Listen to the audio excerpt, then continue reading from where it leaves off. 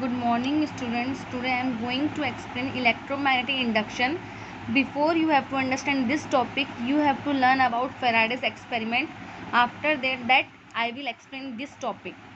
This is also important topic and it is the last topic of this chapter, magnetic effect of electric current. So you have to learn about Faraday's experiment. ये Faraday's experiment आपको notes में नहीं लिखना है, चाहो तो लिख भी सकते हो, otherwise it is not important for written. But you have to understand, it is a compulsory and it is very important. So what is Faraday's experiment?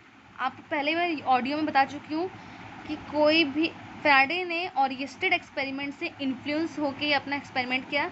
तो बता दूँ ऑरिएस्टेड एक्सपेरिमेंट क्या था. किसी भी इलेक्ट्रिक करंट से मैग्नेटिक इफेक्ट होता है, it is known as magnetic effect of electric current. Oersted ने बोला फैराडे से इन्फ्लुएंस हो, क्या बोले, जब इलेक्ट्रिक करंट से मैग्नेटिक इफेक्ट होता है तो मैग्नेटिक इफेक्ट से भी इलेक्ट्रिक करंट हो सकता है. ओके, सो फैराडे ने एक्सपेरिमेंटल प्रूफ दिया, उन्होंने एक्सपेरिमेंट किया. The experimental arrangement used by Faraday consist of a coil C of a few terms of wire, a sensitive galvanometer G is included in series with the coil. Faraday's observation were as follows. उन्होंने अपने experiment के लिए coils लिए, coil लिया C, galvanometer लिया, galvanometer को एक circuit में सीरीज फॉर्म में कनेक्ट कर दिया. वो बैटरी नहीं लिए क्योंकि वो बैटरी से करंट फ्लो होता है, हमको करंट फ्लो नहीं करना है, क्रिएट करना है, हमको बैटरी यूज़ नहीं चाहिए. उन्होंने क्या लिया, गैल्वेनोमीटर. अब बच्चों आपके माइंड में आ रहा हो व्हाट इज़ गैल्वेनोमीटर. बता दो, galvanometer is a device which can measures small amount of electric current. Sorry, galvanometer is a device or instrument which shows deflection in the presence of a small amount of current. galvanometer actual में current क्या करता है, current के presence में deflection देता है. वो एक इंस्ट्रूमेंट होता है जिसको हम जी से इंडिकेट करते हैं. वहाँ पे ये क्या होता है, डिफ्लेक्शन देगा, कभी राइट कभी लेफ्ट, वो हाफ डिफ्लेक्शन रहता है मतलब, और एक बार ज़ीरो, बीच में ज़ीरो होगा, ज़ीरो के राइट साइड फिर ज़ीरो के लेफ्ट साइड. ये तीन कंडीशन हम देखेंगे. So what is galvanometer? Galvanometer is a device or instrument which shows deflections in the presence of a small amount of current. Faraday ने galvanometer का use करके induced current को explain किया, experimental proof दिया. तो Faraday ने अपने practical और एक्सपेरिमेंट के बेस पे कुछ लॉ भी दिए हैं, that is known as Faraday's law. तो आपको अगर समझना हो तो मुझे कमेंट कर देना स्टूडेंट्स, ठीक है. फैराडेज लॉ को समझने के लिए फैराडेज लॉ समझ में आना चाहिए, बट आप एक्सपेरिमेंट समझ गए मतलब लॉज भी समझ जाओगे. सिर्फ 2 लॉ हैं फैराडेज के, तो क्लास 12th में बहुत इंपॉर्टेंट है. तो 10th के लिए आपको, 12th के लिए 10th में अच्छे से मार्क्स लाना है. 10th को एज अ बेस आपको पहले स्ट्रॉन्ग करना है. तो 10th में magnetic effect of electric current कितना इंपॉर्टेंट आप देख सकते हो, फिर से आप 12th में पढ़ोगे. When the magnet is stationary, stationary मतलब क्या होता है मालूम है, rest position.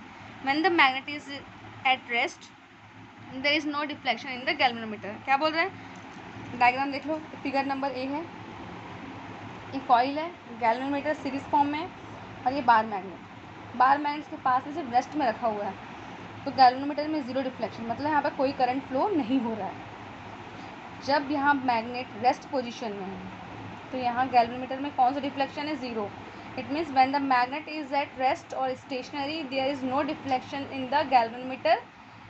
It means there is no flowing of any current. This is the figure number 8.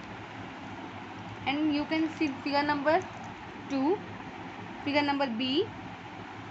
When the north pole of the magnet is brought towards the coil as shown in figure B, then current flows in the coil and galvanometer shows deflection in the right side. आपको क्या बोल रहे हैं, आपको सिर्फ समझना है इसको. एक कॉइल है, गैल्वेनोमीटर है, जब ये बार मैग्नेट कॉइल की तरफ मोशन करता है तब करंट क्रिएट होता है, लेकिन करंट का जो डायरेक्शन है वो कैसा है, वो राइट साइड से फ्लो होते हुए लेफ्ट साइड की तरफ आ रहा है. और गैल्वेनोमीटर में डिफ्लेक्शन कहाँ है, राइट साइड में. तो आपको ये देखना है, जब नॉर्थ पोल किस तरह मोशन कर रहा है, towards coil, then deflection will be on right side. आपको अब थर्ड टॉपिक देखना है, पॉइंट नंबर सी. अब ये नॉर्थ पोल को हम क्या कर रहे हैं, when north pole is moves away from the coil then deflection in the left side. इस अपोजिट है। यहाँ पे जब इसकी तरफ मोशन कर रहा था तब राइट साइड था, जब ये दूर जा रहा है तो लेफ्ट साइड है। तो आपको सिर्फ माइंड में रखना है चीज़। अब जस्ट अपोजिट में साउथ पोल को इस तरफ ले लेते हैं। जब साउथ पोल इस तरफ आएगा तो लेफ्ट साइड, जब दूर जाएगा तो राइट साइड। तो आप देख रहे हैं सब करंट, जब मैग्नेट मोशन करता है तो करंट क्रिएट होते हैं। सेम फैराडे ने क्या किया, एक सेकंड टाइम में मैग्नेट को रेस्ट पे रखा और कॉइल को मोशन कराया, सेम रिजल्ट आ रहा था।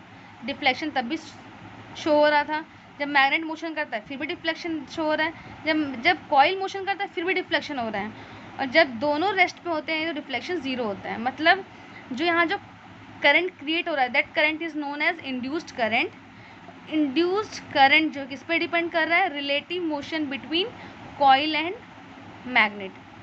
तो यहाँ पे क्या हो रहा है, जो इंड्यूस्ड करंट किस पे डिपेंड कर रहा है, relative motion between coil and magnet. तो यहाँ पे जो करंट क्रिएट होगा उसको बोलेंगे इंड्यूस्ड करंट। और आपको पता है करंट को फ्लो होने के लिए क्या चाहिए, पोटेंशियल डिफरेंस। यहाँ अगर इंड्यूस्ड करंट फ्लो हो रहा है तो यहाँ पे इंड्यूस्ड पोटेंशियल डिफरेंस होगा। So here induced potential difference, the potential difference induced across the ends of a coil of wire is equal to the time rate of change of magnetic flux through the coil of wire। ये scientific word में लिखा हुआ है। If you want to write then you can write, but in short you can write the this induced potential difference is also known as an induced electromotive force or as an induced EMF। Okay students, मैं short form समझाती हूँ। कोई potential difference, induced potential difference क्या होता है कि magnet के कारण करंट क्रिएट हो रहा है, induce potential difference word use करना, और मैग्नेट के कारण करंट क्रिएट हो रहा है तो आपको इंड्यूस इलेक्ट्रिक करंट यूज़ करना है। अब आप देखो हम मैग्नेटिक फील्ड में जो मैग्नेटिक फील्ड लाइन होते हैं, देखो ना आप लोग मैग्नेटिक फील्ड लाइन कैसा होता है, नॉर्थ साउथ, नॉर्थ से निकल के साउथ तरफ, फिर ऐसा कंटिन्यू। तो क्या होता है उसमें, नॉर्थ से निकलता है मैग्नेटिक फील्ड लाइन साउथ तरफ, फिर इनसाइड द मैग्नेट क्या होता है साउथ टू नॉर्थ।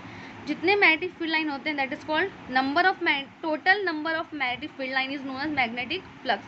जैसे जैसे पास आएगा मैग्नेटिक फील्ड लाइन बढ़ेगी या चेंज होगी, मतलब इन short you can say magnetic field line change होंगे कब, जब बार मैग्नेट मोशन करेगा चाहे कॉइल मोशन करे, किसी भी तरफ दोनों के मोशन से करंट क्रिएट होगा।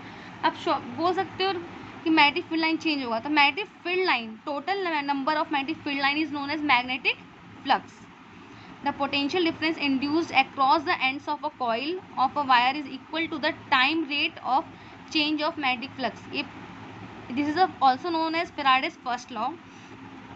ठीक है स्टूडेंट्स, तो इंड्यूस पोटेंशियल डिफरेंस किसके डायरेक्टली प्रोपोर्शनल होता है, the rate of magnetic of flux, the rate of change of magnetic flux. बता दो कॉस्ट शॉर्ट फॉर्म में मैग्नेटिक फ्लक्स को फाई से इंडिकेट करते हैं। मैग्नेटिक फ्लक्स को फाई से इंडिकेट किया जाता है। ये मैग्नेट के लिए इसलिए छोटा सा m लिखते हैं यहाँ पे। ये क्या है आपका मैग्नेटिक, ये आपके 10th में नहीं है, ये 12th में है। आप लिख सकते हो the potential difference induced across the ends of a coil of wire is equal to the time rate of change of magnetic flux. मतलब आप यहाँ पे ये लिख सकते हो, ये है इंड्यूस्ड पोटेंशियल डिफरेंस। आप चाहो तो लिखो, अदरवाइज ये स्टेटमेंट सही है, सिर्फ स्टेटमेंट लिखो तो ही मार्क्स मिलेंगे, ये 12th वालों के लिए। अब induced current, the magnitude of induced current depends on the rate of change of magnetic flux in the coil. Okay students, when current is created by relative motion of magnet and conductor that is known as induced current. Is that clear? अब आते हैं electromagnetic induction, जो कि बहुत important topic है। अगर हमारे course में जनरेटर होता है इलेक्ट्रिक जनरेटर, तो हम उसमें तो ये वो उसका प्रिंसिपल है। Electromagnetic induction is a principle of electric generator, लेकिन इलेक्ट्रिक जनरेटर इस तरह हमारे कोर्स से हट गया है। So it is the last topic of this chapter, we will not discuss on the electric generator. The phenomenon of generation of an electric current is a circuit from magnetic effects that is by changing the magnetic flux linked with it is called electromagnetic induction। आप short form में क्या लिखोगे, the phenomenon of generation of electric current through the magnetic effect is known as electromagnetic induction। is that clear student? आपको short form में लिखना है marks मिलते हैं। अगर आपका साइंटिफिक वे सही है, मीनिंगलेस नहीं है, तो मार्क्स मिलते हैं। आप शॉर्टकट समझिए। मैकेनिकल एनर्जी, ये मोशन हो रहा है मतलब क्या हो रहा है, मैकेनिकल एनर्जी हो रहा है, तो उससे करंट क्रिएट हो रहा है मतलब mechanical energy is converted into electrical energy is known as electromagnetic induction. Mechanical energy is converted in the presence of magnetic field is called converted into electrical energy in the presence of magnetic field is called electromagnetic induction. Mechanical energy is converted into electrical energy in the presence of magnetic field is called electromagnetic induction. In short, you can write, when electric current is generated by magnetic effect of magnets, that is called electromagnetic induction. When electric current is generated by magnetic effect, that is called electromagnetic induction. Is that clear, students? Thank you very much and have a nice day.